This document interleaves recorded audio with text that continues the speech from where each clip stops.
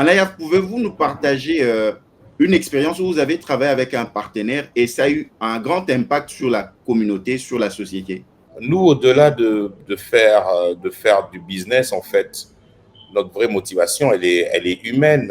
Je pense que ce serait dommage d'évoluer dans une société, dans une communauté et ne pas l'impulser ou l'impacter d'une certaine manière, on va dire.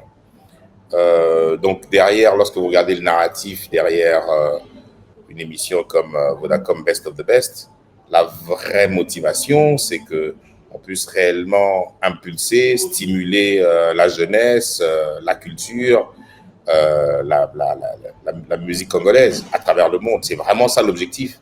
Je ne pense pas qu'on y soit arrivé autant qu'on veut, mais je pense que voilà, ça a tout de même été quelque chose qui a impacté, qui a quand même arrivé à révéler des talents dans tous les sens, hein, musicaux.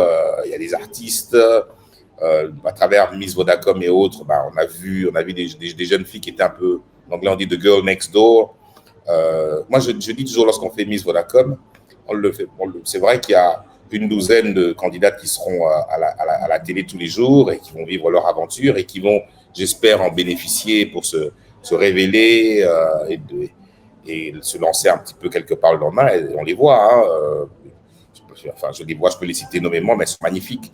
Les jeunes candidates qui sont passés par Miss Vodacom, les artistes qui sont passés par Best of the Best et autres, Guess Mawete et autres, et qui sont en train de percer, quoi. Et je pense que le vrai impact, c'est eux, pour moi, en fait, ce sont les alliés, en fait, de l'aventure. Le vrai impact, ce sont les jeunes gens à la maison qui les regardent faire et qui se disent, tiens, moi aussi, un jour, je serai comme eux. Moi, derrière, pendant que nous sommes en train de faire Vodacom Best of the Best, et qu'il y a 12 candidats, et j'espère que tous les 12 vont percer dans leur carrière, et que derrière eux, il y a tout un orchestre qui joue, il y a une chorale, il y a quelqu'un qui fait du stylisme, il y a les caméramens, il y a les jeunes gens qui écrivent le son et tout. C'est des centaines de personnes, en fait, qui sont touchées directement et qui, à mon avis, peuvent progresser. Mais derrière cette centaine de personnes, il y a tous les millions de personnes qui regardent la télé et qui, on espère, seront un peu inspirées, quoi. C'est un peu ça, en fait. Je pense humblement que c'est ça la vraie motivation, de pouvoir que si demain, il y a quelqu'un qui veut devenir un artiste international et qui perce, que demain, il y a quelqu'un qui veut faire de la com et qui perce, quelqu'un qui veut devenir réalisateur et qui perce. C'est un petit peu ça, quoi. Et je crois que c'est un peu ce mouvement-là qu'on essaye de stimuler dans ce qu'on fait. Et si on gagne de l'argent derrière, tant mieux, parce que c'est important.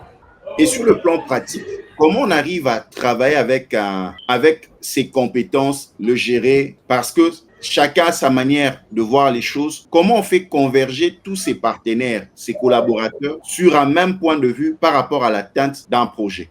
Je crois qu'il y a différentes manières de le faire, hein, mais je pense que c'est important que les gens croient dans un objectif ultime. Je crois que c'est important que les gens réalisent parfois que parfois on fait des choses qui sont plus grandes que nous-mêmes et parfois on limite trop parfois nos objectifs à notre petite personne. Voilà, et moi j'essaie en tout cas dans mon équipe ou dans les projets que je travaille avec des clients de voir grand, de partager le rêve de réellement changer les choses et d'avoir un impact réel à long terme. Voilà, donc, mais il n'y a pas que ça, mais derrière cette position de stimuler et de pousser les gens à une vision et les motiver. Et je pense que c'est super important en parallèle au quotidien d'arriver à créer un sentiment de confiance. Et il faut noter que la confiance n'est pas, on va dire, il ne faut pas prendre la confiance comme quelque chose d'acquis en RDC. Parce que je vous dis, le Congolais, il a été tellement battu, et tellement trahi à travers les années, je parle depuis la colonisation et autres, que la confiance n'est pas réellement là. Et je crois que c'est important de promettre et de pousser les gens à rêver et à aller grand. Mais de la même manière, c'est important d'arriver à bâtir par de la crédibilité, par de l'intégrité, par du sérieux, par le fait de partager les choses comme elles sont.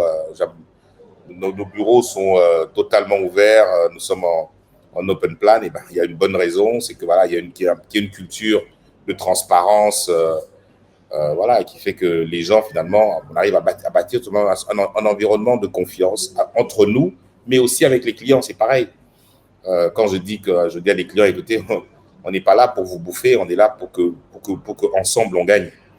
Résultat, lorsque les choses vont mal, on partage les difficultés, les défis et parfois les erreurs et les défaites ensemble, mais de la même manière, on célèbre les réussites.